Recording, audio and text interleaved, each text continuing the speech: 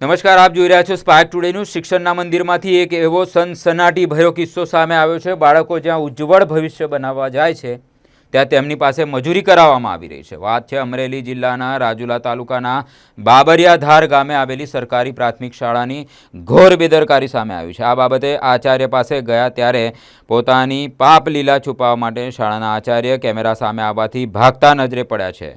શું આમ ભણશે ગુજરાત કે સાફ કરશે ગુજરાત તેવો સવાલ ઉઠવા પામ્યો છે। રાજ્ય સરકાર એક તરફ શિક્ષણનું સ્તર સુધારવા બઢેગા ઇન્ડિયા જેવા નારાઓ પાછળ કરોડો રૂપિયાનું બજેટ ફાળવે છે, ત્યારે અમરેલીના રાજુલાના બાબરિયાધાર ગામે આવેલા સરકારી પ્રાથમિક શાળાના દ્રશ્યો કંઈક અલગ જ કહાની કહે છે।